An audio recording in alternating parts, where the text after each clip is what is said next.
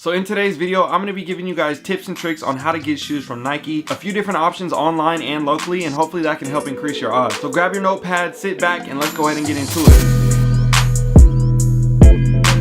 it. Welcome back to the channel. What's up with you guys? How you doing? How you been? If you did not know by now, my name is DJ and this is The DNA Show. Now if you haven't already, make sure you hit that subscribe button. Don't forget to hit the bell notification for every time I upload a new video, and make sure you hit that like button because that helps the algorithm oh so much. So first things first, we have to clarify a couple things with the people that do not know or may not understand what is the difference between retail and resale. So for example, we have the Union Air Jordan 4 right here that I was able to get for retail off of Sneakers app. And what do I mean by retail? If you look at the box right here, it says suggested retail price $250, and that's the price that they sell it on the Nike website or locally at the Nike store. So a lot of sneakerheads are always looking to either get a discount or purchase the shoe for retail, so that way you can get the best bang for the buck, especially on a sneaker like this that is worth more than retail. So as I just mentioned, we have Nike Sneakers app, and we have to talk about that one first because a lot of people know about it, some people may not, but let's go ahead and get into that one and talk about the different options that they have on Nike Sneakers app. If you don't already have the app on your phone, I'll make sure I have a link for it down below for you guys. That way you can get directly to the download link, because some people have the confusion on spelling out sneakers all the way, but it's actually SNKRS. And here's a little pop-up for you as well so you can see what the app looks like on your phone. Now for those that already have the app, I'm sure you may or may not know, but there are multiple options when it comes to the app and how you can purchase it in store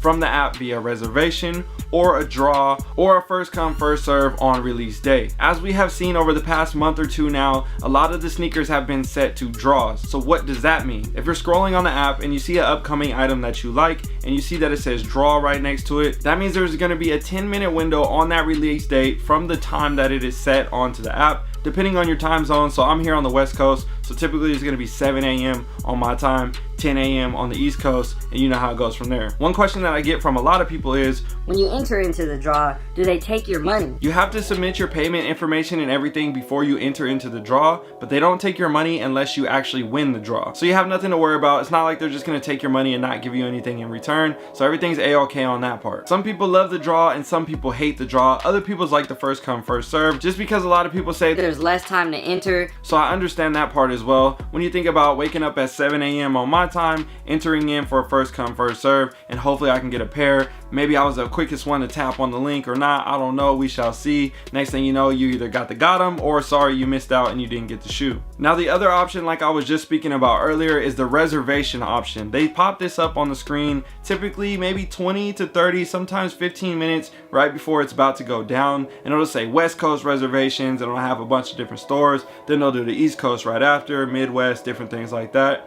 They'll pop up a sneaker for a reservation for you. You try to click on it and then you book it for the store. If you're able to book a reservation, you're automatically guaranteed to be able to purchase the sneaker, but you have to pay once you get into the store and pick it up at that local location. So if you live in an area where you don't have a Nike town around you, that means you're probably not gonna have a chance to purchase the shoe. But if you do, I would highly suggest that you always stay tuned to your app, because they like to do these drops randomly a day or two before the actual release date. That way they can set the reservation and people can pick them up the following day on the actual release. So now that kind of segues us into purchasing in store. Right now, what I have seen, a lot of the reservations are the only way that you can purchase in store, but what they have also been doing recently, they have been getting drops in. Instead of dropping them on Saturday, they've randomly been putting them out on the floor in the middle of the week. It could be a Sunday, it could be a Tuesday, it could be a Wednesday, whatever day it may be, 2 o'clock, 1 o'clock, who knows what time they're gonna do it. That way they can give people the random sporadic chance to be able to purchase a sneaker and not have to worry about people just camping out in front of the store and all those things going on.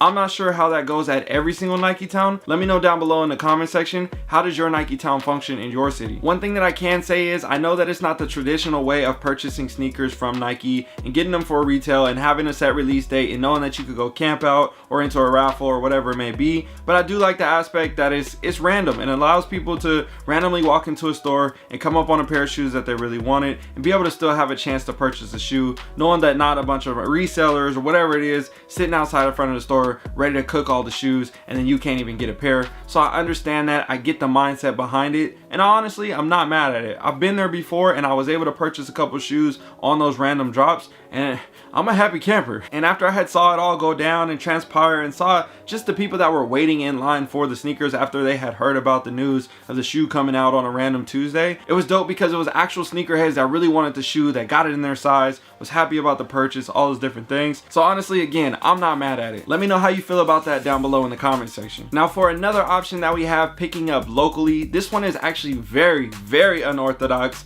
and we don't see this happen all the time, but it's definitely a very viable option because I have been able to purchase shoes for retail or even a little bit below retail, and they have not been B grades, and I have been definitely a happy camper from this situation, and that is going to Nike outlet stores. Sometimes we see sneakers release and next thing you know they're at outlets in 2 weeks, and people are like, bruh, these are already at outlets? This is insane. well, if you really like the shoe and you want to get it for retail or below retail, go ahead and try to slide over to a Nike outlet pretty often, or try to get connections with people to see if you can have a group and hey, okay, hey bro, can you drive by this week and I drive by next week, and you know, take turns with a friend or something like that, because that way you can keep more eyes in there and try to hopefully get pairs that you really want and not have to worry about the hecticness of paying resale and standing in line and all these other things, because nobody's expecting it to be at a Nike outlet, right? Now, like I said earlier, there is a chance of you potentially getting a B grade shoe or a box without the top on it, or you could just end up getting a regular retail version, no problem with the box, no problem with the shoe, no B grades,